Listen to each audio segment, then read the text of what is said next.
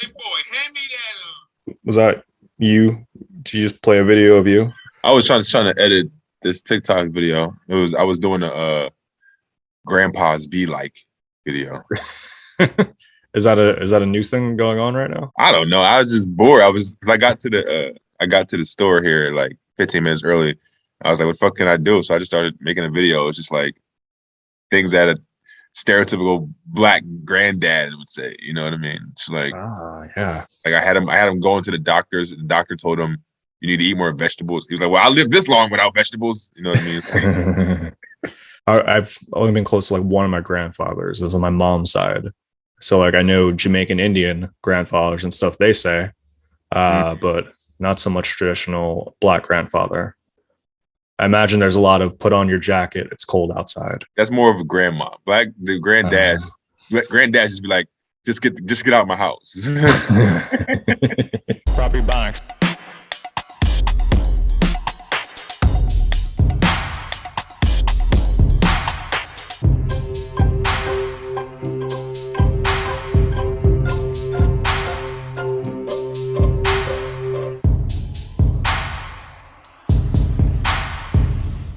By the way, Happy New Year, my friend.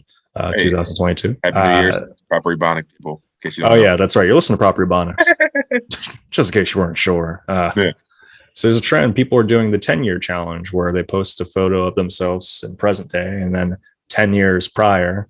And then they write a little snippet of what's been different in their life over the last 10 years. Yeah. I feel like this trend comes back every year. I was going to say the same thing. Yeah, I feel like people are just posting stuff from like, you get like the time hop or memories on your Facebook thing. Yeah. It's like, here's 10 years ago. And that, for whatever reason, sparks a challenge. What do you think it is? You think people really like look, I'm going to say about myself. I don't care about the challenge. I don't care about challenges really. But like everybody loves to search for the 10-year picture of themselves and put it next to side by side. Do you think it's because everybody's like, oh, I've grown so much? Or like, what is it? Like, why does everybody just like jump on these challenges? I think for the challenges, it kind of just offers a format for people to post content under.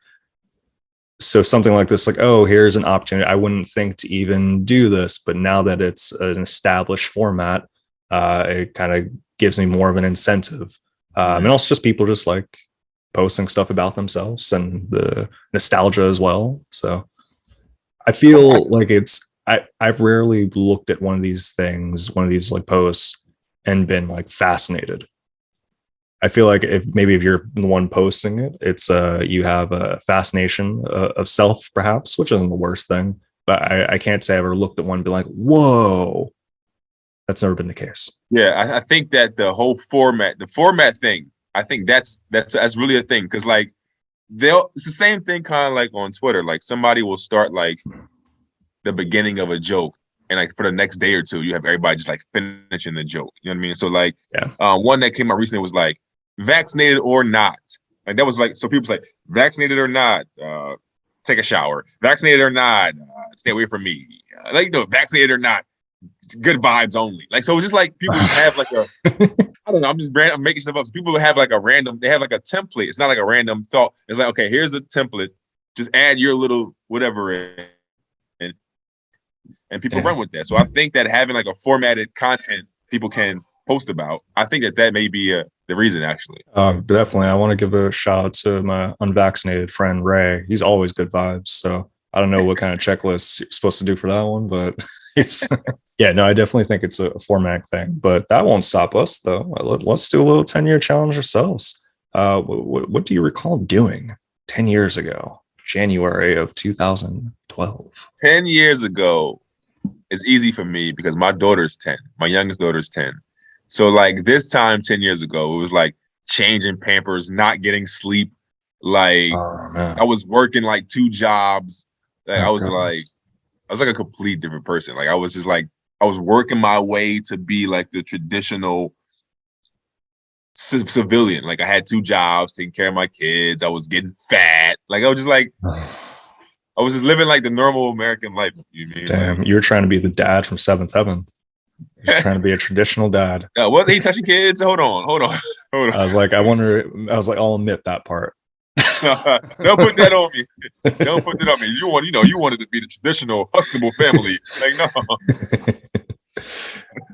What about you? Agreed for a split second? Like, yeah, wait. What about you? Where were you at? Where were you at 10 years ago?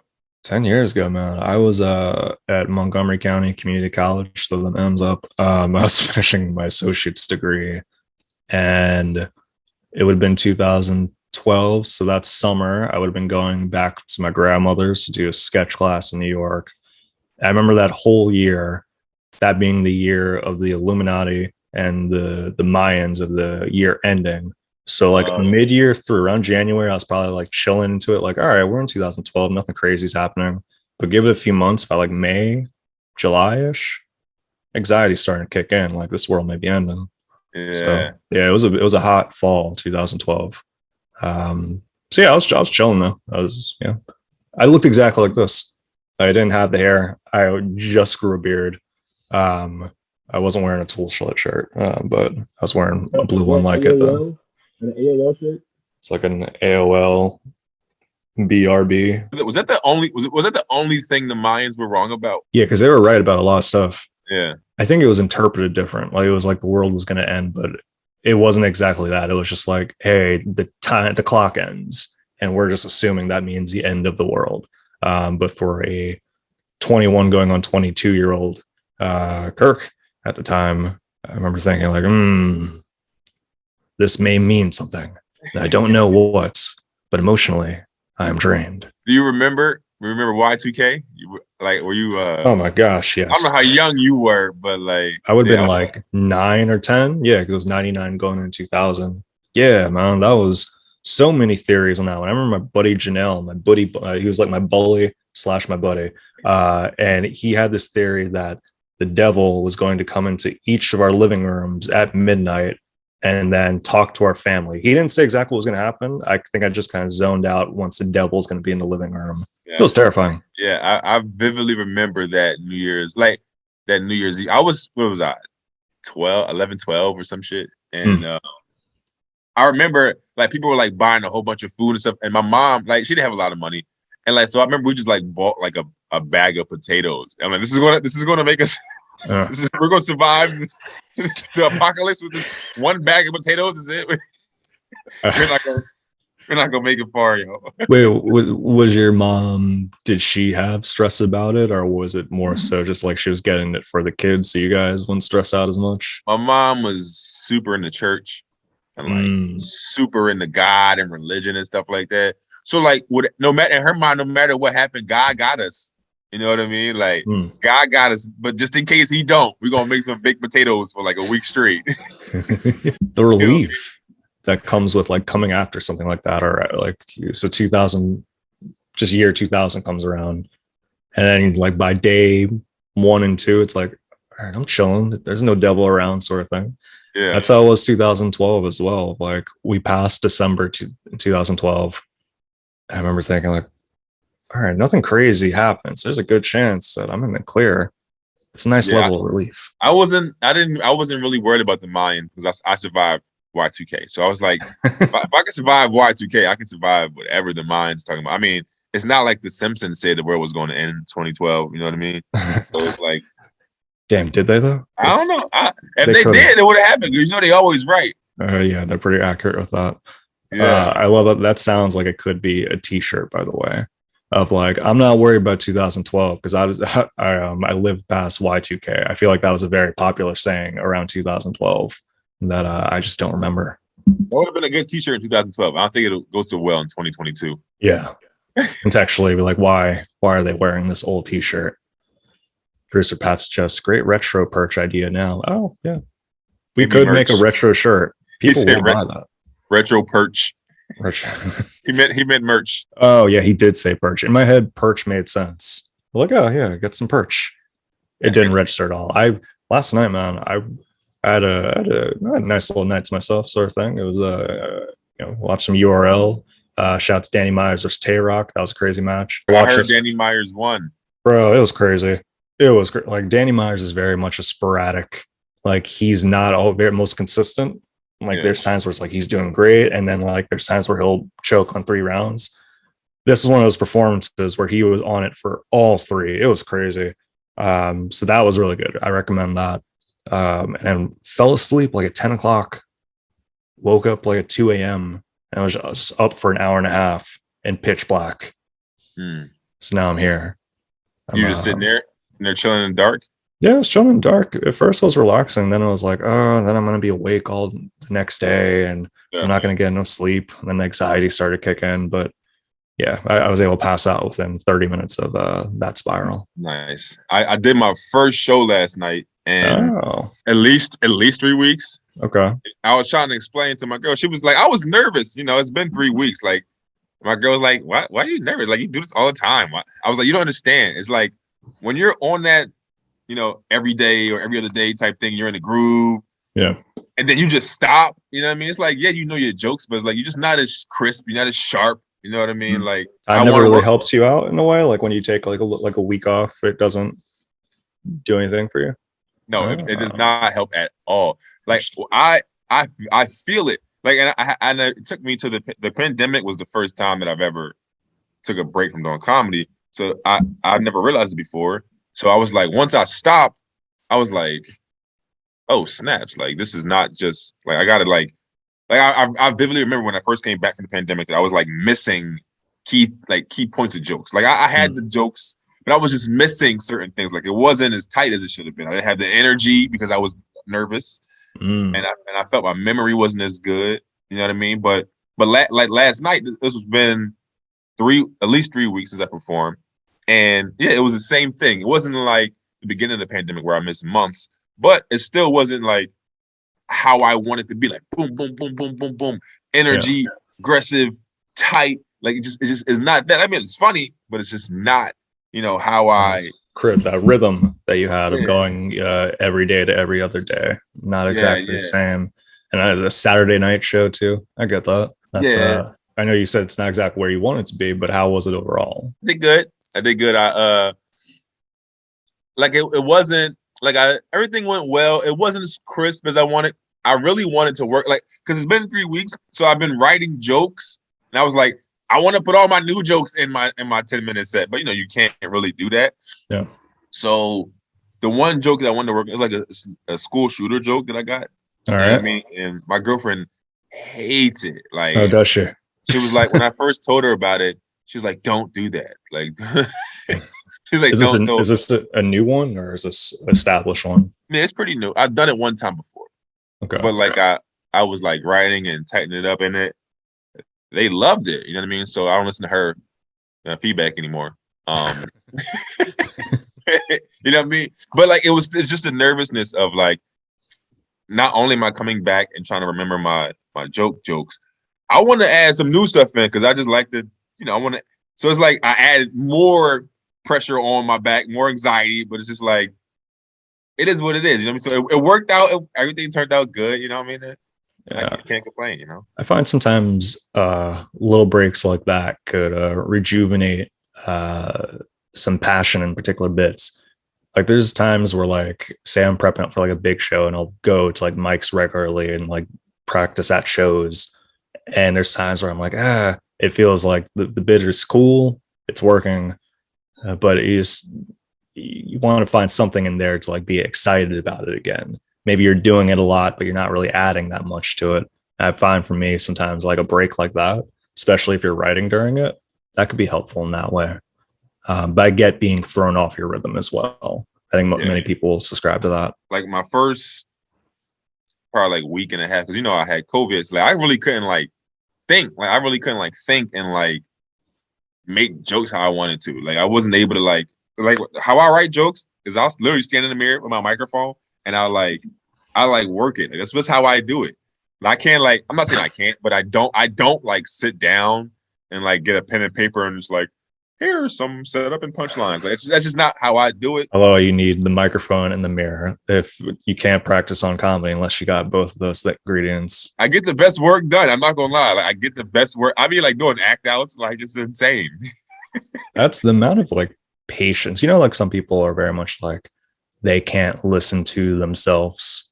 Like they hear audio of themselves and they get skeeved out.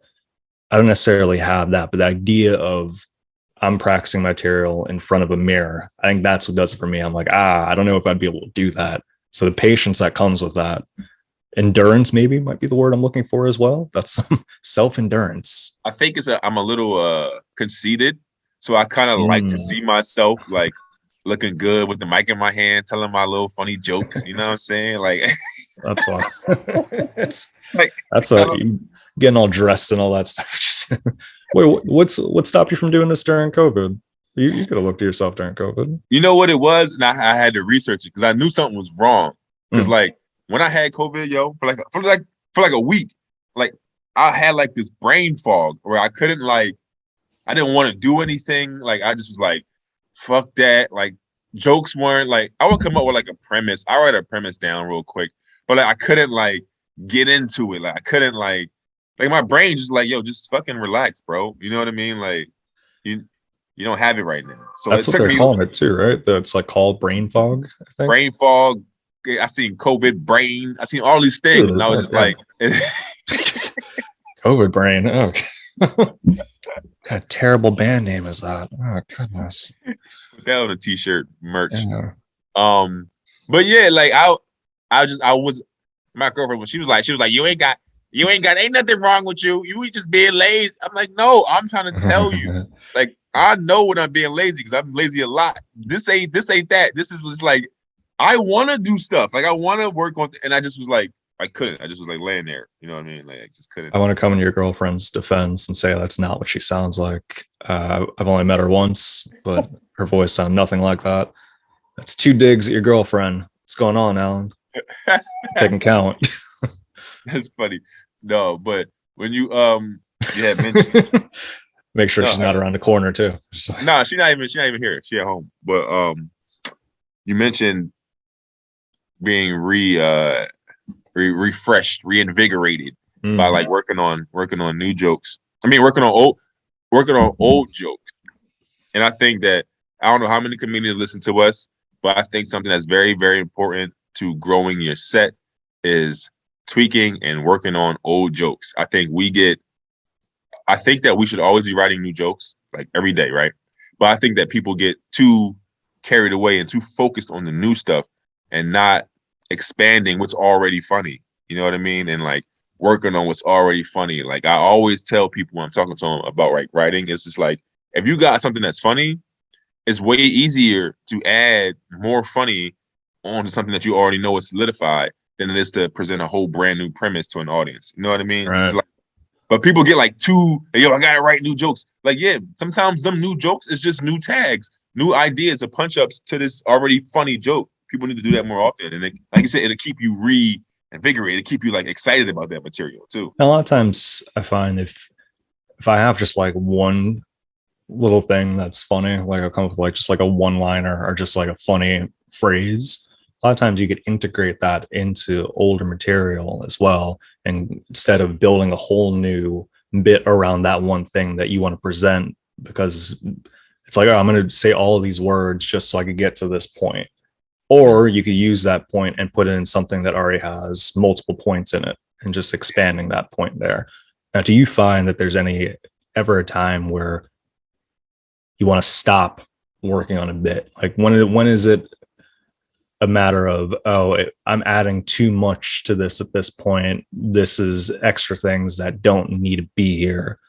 Do you ever have that with bits where it's like, this is solidified, this is good to go? Yeah, but I think that's my problem and a lot of people's problem is jokes ain't ever done. You know what I mean? So unless you like record it and put it out, that's when it's done. Unless you want to use the joke later on and whatever, but like until you record this and put this out, it's never done. You can always make it funnier, but I think a lot of times people do get carried away with how long a joke is. Like, oh, this joke is 2 minutes long. This joke is 5 minutes long, or like it may have too much fat inside. You know what I mean? Like sometimes the problem is what's inside. It may be like in the middle. Like it may not be. You don't want to not keep adding on to the end of the joke. Sometimes you may need to just take out what's in the middle of the joke. You know what I mean? Like all the fluff. You know what I mean? It's like if you take out the fluff and add tags and punchlines, that shit is never done. You know what I There's a mean? bit that I was doing for years with the fluff in it because a lot of times you don't recognize that it's fluff, and then you realize certain things that you can cut out of it. Like I forgot how with this one. It's one of the longer bits that I was doing, and then I realized, oh, this is a longer one, and for whatever I forgot what triggered it. Of like, what happens if I just take this part out and just go straight to something that I know, the part that I know works very well, and I never, I'm able to do the bit that way, and it works so much better because I cut that like a prolonged segue into point A to point B out. So that definitely is a good point. Sometimes you got to cut the fluff. Yeah, man. That's something that, you know, being in New York, it really makes you do, because like you don't be getting that much time. Like, you know, back in PA, they give me 15, 20 minutes, whatever. You know what I'm saying? Fluff Central right there. That's what they call Central Pennsylvania now. Fluff Central. Right. It's real rap, man.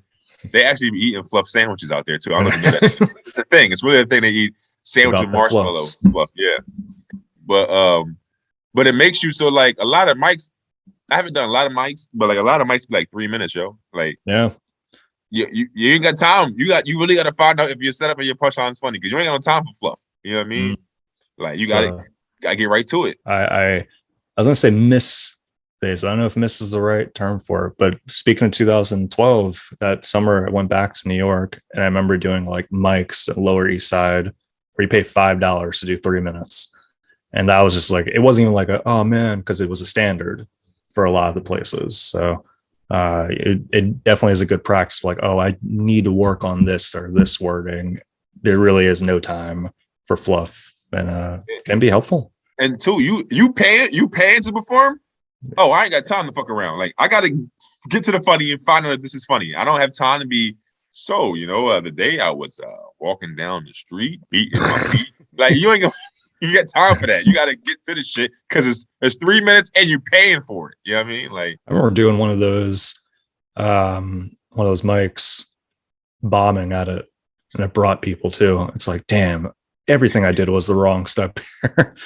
Invited people from the sketch class, paid to get, and yeah, it did not go well. But paying the bomb is a whole different type of monster.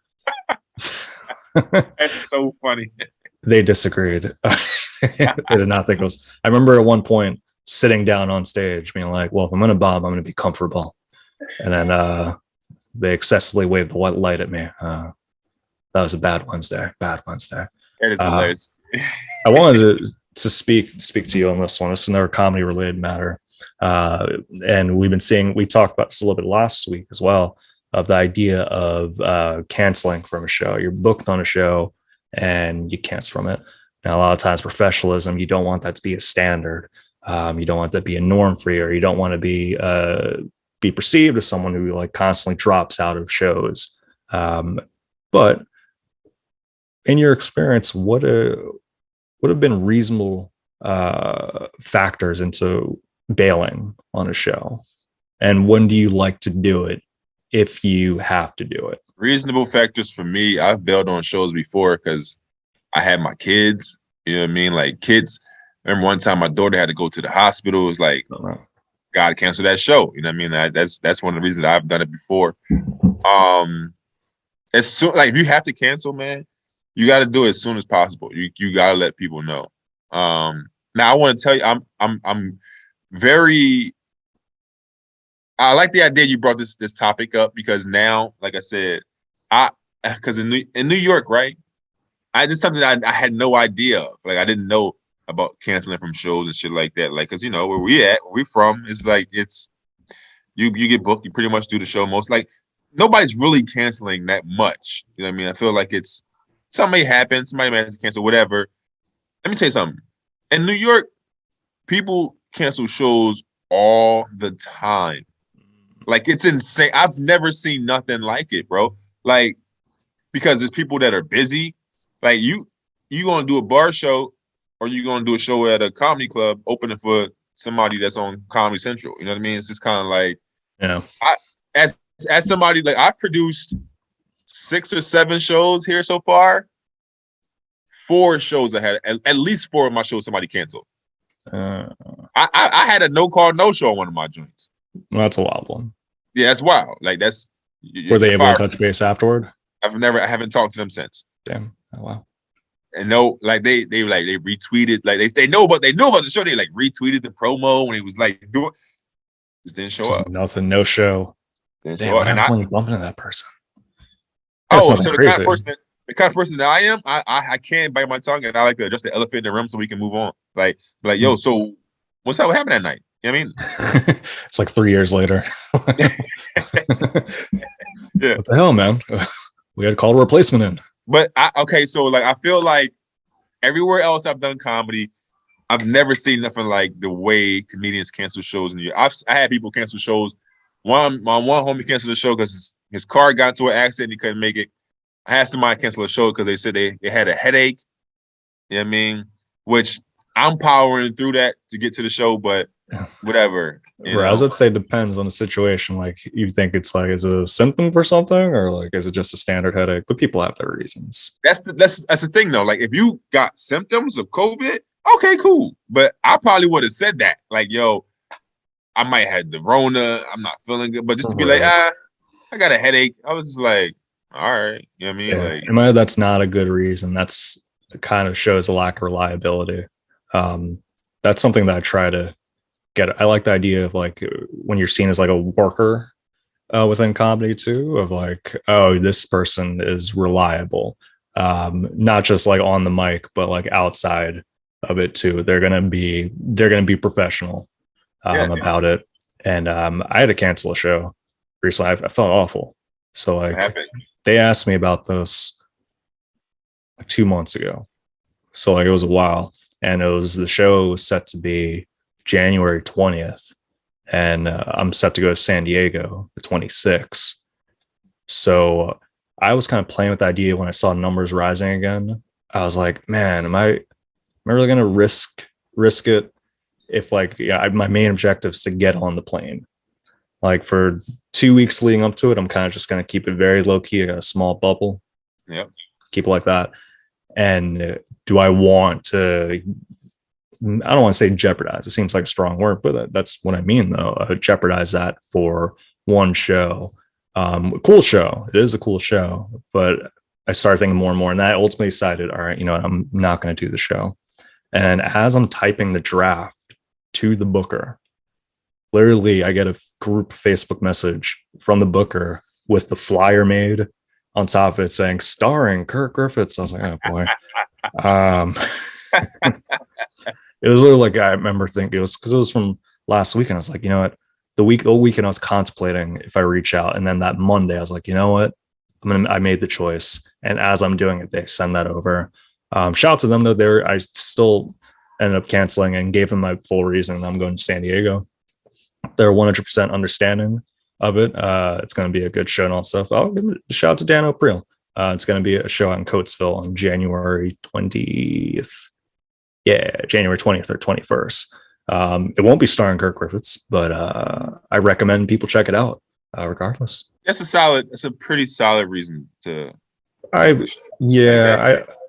You don't want to not get on the plane because you did this show. Okay, that's just simple as that. Yeah, and that they were very cool in terms of being understanding of that as well. But I felt terrible because I was like, damn, like I offered to like help pay if they redo the poster. He was like, no, I do it on my phone. It's okay. Just because it was an elaborate poster. It was nice. I was like, all right, my bad. So they're understanding that, but that's one reason to go under if in terms of canceling a show. If you got to be somewhere and this is going to interfere with that possibly. I don't know. I think some people may say that it's not a good reason. Some may say it is. I think it is though. No, it's 100% a good reason unless they were paying you some amount of money you couldn't turn down, or it was like a opportunity to work with somebody you can't turn down. You know what I mean? Like, but I would make that decision too, because I kind of was in the same situation. Like I had to go to LA and I had to have positive testing. You know what I mean? So it's like I kind of laid low, until I went to LA. You know what I mean? Because I didn't want to risk that opportunity or whatever that was. Not saying nothing about these shows, but it's like you gotta do what's best for you. Like simple as that. Yeah, no, it's nothing, everything. It's never usually not, at least not in this case, anything wrong with the particular show. It's just, yeah, you're making a choice for yourself. I've heard some wacky reasons for canceling shows. Headache is up there. To say like I have a headache, that's kind of a wild one. I feel like there's, I won't disclose that. I feel like there was one comic that was like, oh, I want to hang out with my mom. That was they're like, I want to hang out with my mom. And you know what? If they're speaking from their emotions, sure. It was true. They wanted to hang out with their mom. But it was like, all right, that's kind of a breaking commitment for could hang out with your mom the other day. But that's the reason where I'm like, that's not the best reason right there. Yeah, mom can wait till tomorrow. Now, unless you're like one of these people that are booked 4 times a night, you know what I mean? It's just like, but like, I'm pretty sure your mom can wait till tomorrow. You know what I'm saying? Like, maybe their mom was on a different show. Maybe that was the thing. The mom was on a different show. I was like, let me try to hop on this with moms real quick. So I didn't ask them that. What's that? I couldn't imagine doing comedy with my mom. That'd be crazy. Would you ever do one of those shows? Like, they had like a good where it's like you bring your mom up there. Would you ever do like a show that your mom was involved in? They asked me to be on that. Ooh. They asked me, but my mom lives in Georgia, so I can't make it. I would do it. My mom is a trip. Like I got like 10 to 15 minutes of material about my mom. Like she's a trip, man. She's been married 3 different times. She used to be a preacher. Now she doesn't celebrate holiday. Like my mom is a trip, yo. Like she's a correctional officer. She's a grandparent. Like it's just. I remember the smoke clears. I still think about that. Yeah, so I would definitely do it. Like, how about you? Would you do that with your mom? I don't know. Yeah, probably. Yeah, I would do it. I don't think I'd be as excited about it up front, but then once I'm there, I would be able to like get into it, sort of thing. But yeah, my mom has some wild stuff too. My mom's a weirdo.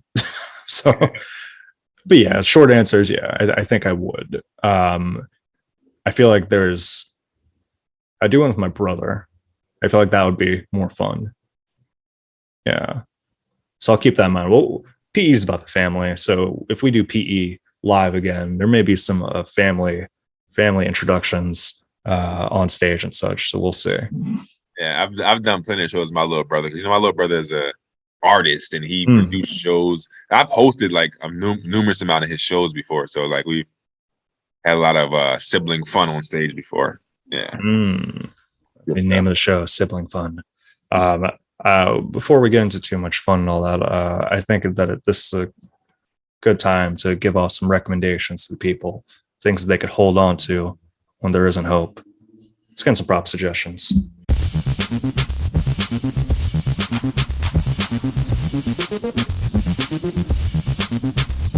So Sidney Poitier has passed.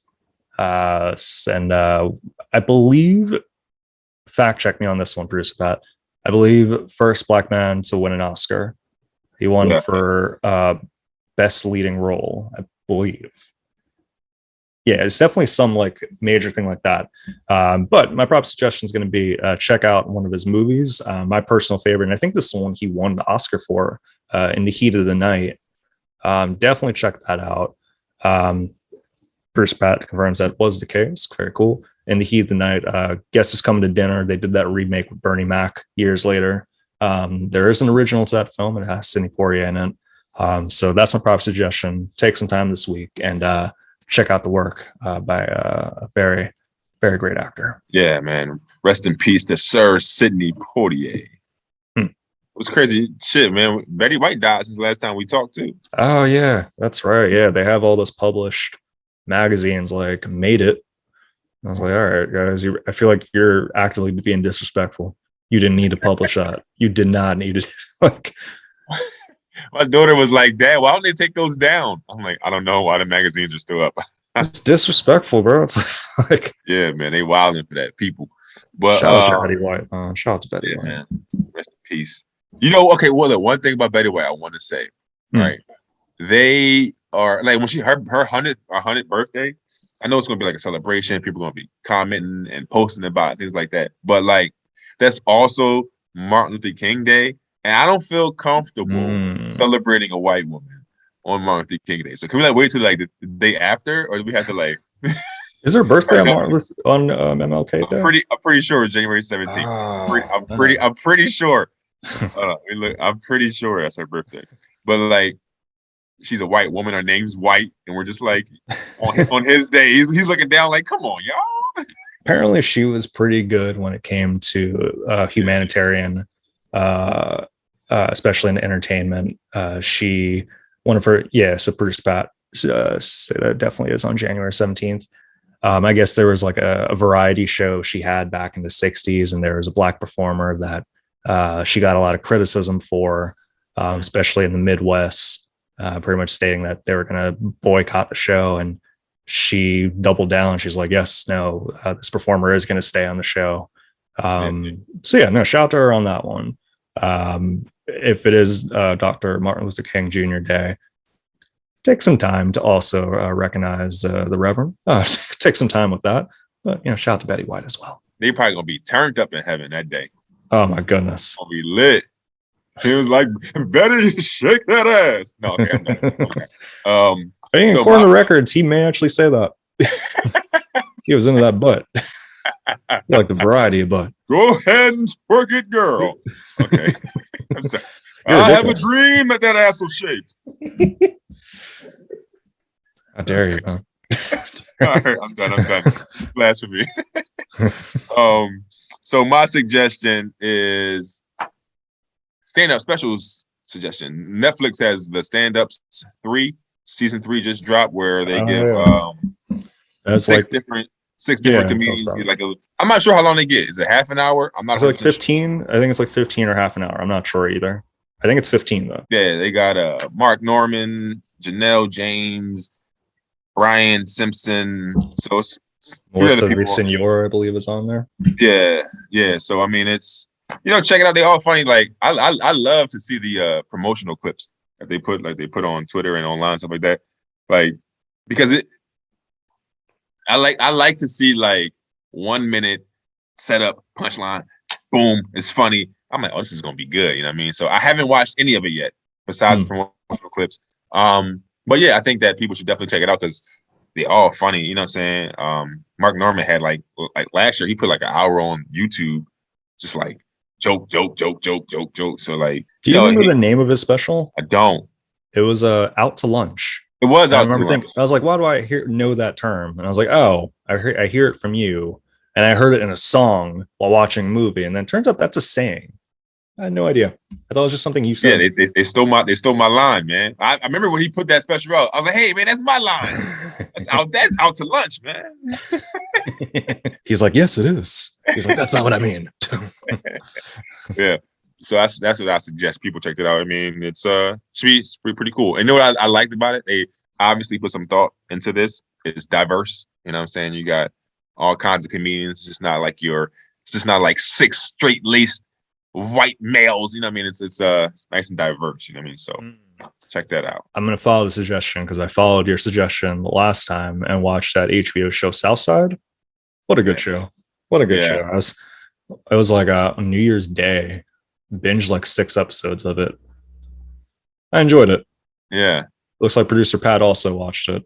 So yeah, man, it's really good. I watched the whole first season, but I gotta watch the second season now. But but it's really good, man. It's just like, I think it's so cool too how it's just like random people in it. It's just not like it's not like a huge budget for the cast. It's just like, no, these are some hood motherfuckers, some people from Southside Chicago. You got fucking Lil Rel popping in there. You know what I'm saying? Like it's dope, man. I like it.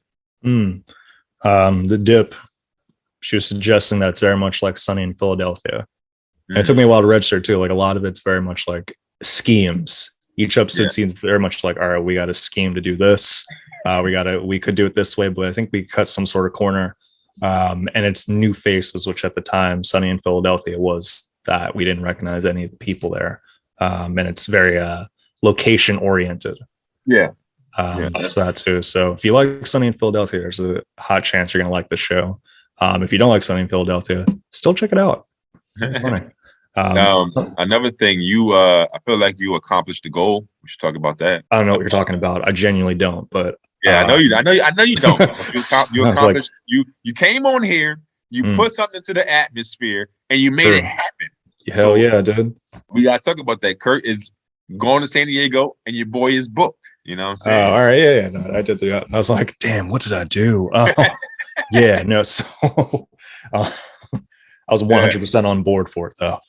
No, that is the case. So that was a goal that I threw out there to get booked on San Diego, and through some resource navigation, messaging someone on Instagram.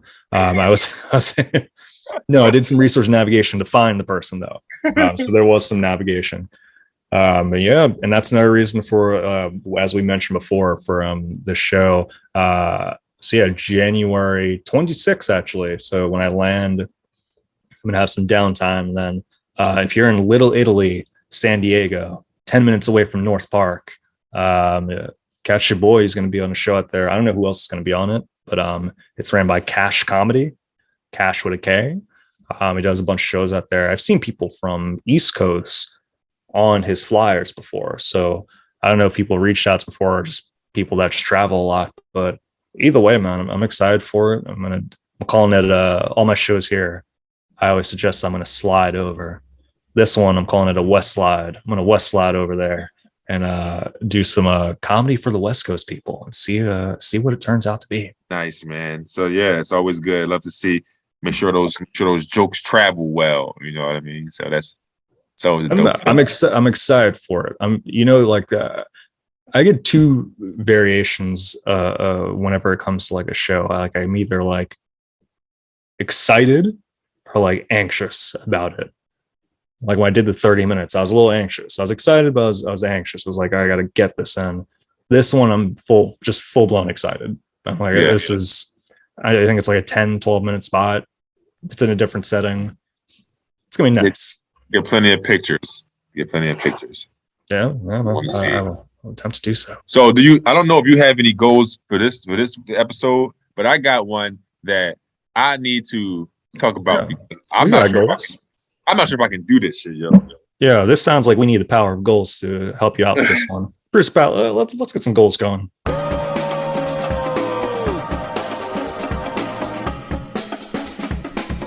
So my girl, she is starting this new diet / workout thing. She wants to lose all this weight, quarantine weight that she says she's gained.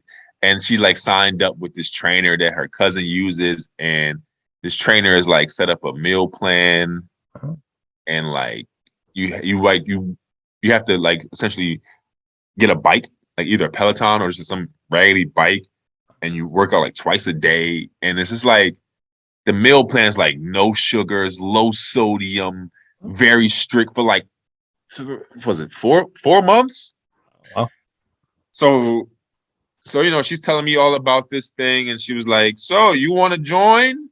You want to do it too?" And I can't. And all that means is I want you to do it too. You know what I mean? It's not like, what do I really want to do? Like, yeah, you know what I mean? So tomorrow starts this 4-month. Oh no!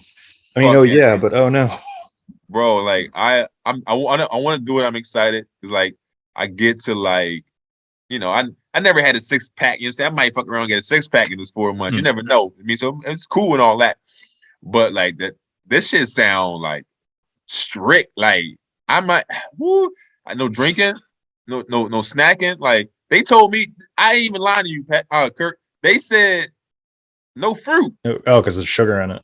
I'm like, bro, no fruit? I can't have a banana? Like, is there a particular name for this diet? I don't even know, man. It's like the trainer is like some guy from Trinidad. And look, yesterday I was on a Zoom call in the 8 o'clock in the morning. The Zoom call was 3 hours long. I just turned that shit off. I walked away from the computer. I was like, this is bullshit. He had, you know how like on Zoom it'd be like one page is like 20 faces on the next page. There was 5 pages of fucking people on his Zoom call. So this man is like training so many people. Like I had to do the math. I had to count his pockets. I did the math. Like, yo, people paying this is this many people? Like, so it's like a thing. Like this guy's really an intense, but it's like not an in-person trainer. It's just all virtual. But it's just like in order to stick to it, bro, it's gonna be So tough. so you can't drink alcohol. Is it all for the whole 4 months? Oh wow. So can't drink alcohol. You can't have fruit for 4 months. You can't have a Bro, kiwi it's for 4 months. like what do you mean? Like, so when I get a little high, you're saying I like the munchies, you know what I'm saying? So it's like Mm. I can't even munch on some strawberries. Like I told my girl, like, listen, I don't know about the fruit thing. Like Yeah. I don't know about that. I cannot eat cookies and cakes, but like come on, apple? Fruit, especially like if it's I don't want to interfere with the diet, but like nighttime wise, if it's like you're looking for something to snack on, you don't want Yeah. anything big. Usually it's like fruit is what you can go to as like a healthy and somewhat healthy, generally healthy alternative for Yeah. snacking at nighttime. 4 months of this, man. I'm Bro. rooting for you. That's a heavy one. I feel like, how's your girl? What's her take on you kind of alternating it a little bit of like, oh yeah, I can't have fruit, or I only get on the bike one time a day. I don't know, man. I asked her. I straight up told her I was like, I can't do no fruit. Like, I cannot do that. Like I don't. It doesn't even make sense to me because fruit's so good and it's so good. I feel like it's good for me. Like if I'm craving something, she was like, "See, this is you. You're not taking it serious already." I'm like, I'm just trying to bargain for fruit. Like, like come on. Like, it's crazy. Damn. Oh man. I mean, those diets. I think I've done one. Yeah, I always do like kind of like the random ones. Where like I'm cutting this up for a month, but there's that 1 month where I did the whole 30, where it was pretty much no sugar, no soy. Was it no carbs? I think no carbs, no alcohol. It was like none of anything. Like I had just string beans for the whole month, and the benefits are cool. Like especially if you're focused on one particular thing, like you want a 6 pack or whatever, it's not bad, and it's kind of cool having structure and mentally the discipline. I found that was the best part of it. Like, okay, if I'm setting my mind to not have this for a month, can I conquer that? Yeah. So that part's cool. But I'd hate to see my friends out here completely full grump because you don't have any sugar snacks, and you have to watch the water that you drink because you can't have any fruit ingredients in your water. So be mindful of that too. Don't faint on the street. Crazy. Don't pull a DJ Tanner. If I feel like I'm gonna pass out, I'm gonna eat me a fucking sandwich. Someone just throws a burger at you on the ground. Yeah, man, that'd be tragic. So be mindful of that. Are you gonna do like the physical part of it too, like the bikes and all that? Yeah. That'd be a fun thing.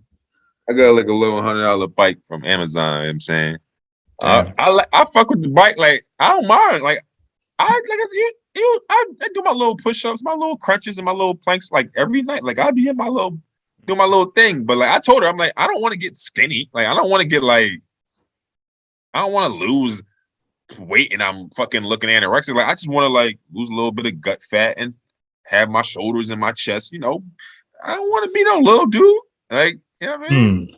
You feel me? I don't feel you on this one. I was trying to dance my way around this. I was like, hey man. But I was like, wait, no, I'm not in this category. I need to stand up for this category.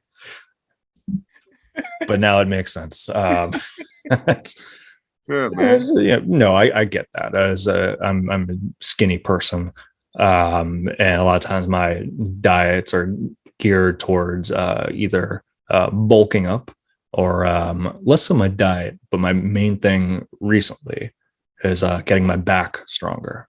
Yeah. So I've been doing some back exercises. But if you end up being on Team Skinny, we'll introduce you and all that stuff. You could come on over. We have tiny fingers. We're able to go behind the refrigerator very easily. Little things like that. So, yeah. You got that. Also, my fingers aren't tiny. I take this conversation back. How dare I plague myself with tiny fingers? Oh, little finger Griffiths. Come on, man. Come on. I thought I had my hand up for that comment. Chris Pat, if you cut that out. Before we go, man, speaking of cuts, I don't know if you saw the whole Antonio Brown situation. Yeah, man. I've of course, like, you know, I saw a lot of news watch sports. Like if I'm watching TV, I'm watching sports. And that shit was crazy. I've never seen I've never seen anything like that. Like it blew my mind to watch a football player take off his gear take a shirt off and throw his stuff in the stands and just like jog off the field. Like, peace, I'm out of here. Like I when I watched that happen, I was just like, I need to know the backstory. Like, what happened? Like, what? There's no way this man was just standing there. And I'm like, all right, I'm done with this. Like, this, Yeah. you know And what I I mean? think I wanted to touch base with you on this because I know you're into sports world. I'm hearing rumblings that there was more to it, like there was something with his contract, or like he was going to make a bonus if he kept playing, and some saying he didn't leave, he was fired. But do you have any more context on this? Yeah. So the whole contract thing, that's not true. So it is true that if he would have secured some like there was three different $300,000 bonuses he could have got that game. Like if he would have caught 8 passes, if he would have had a certain amount of yards, and if he would have scored a touchdown, he would have the opportunity to get these 3 different $300,000 bonuses. That's true, but that had nothing to do with what was going on, because Antonio Brown came out and he said that, you know, which I believe him. For the past couple weeks, he's been injured with that injured ankle. So they told him like, "Yo, it's time for you to go back in the game," and he told them like, "I'm not healthy. Like my ankle isn't where it needs to be. I can't go back in this game." And they were like, "Yes, you can." And he was like, "No, the fuck I can't. I'm out of here." You know what I mean? So that's what he says happened. Like they tried to put him back in the game while he was injured, and then won't listen to him. So he was like, "Well, if y'all don't care about me, I'm out of here."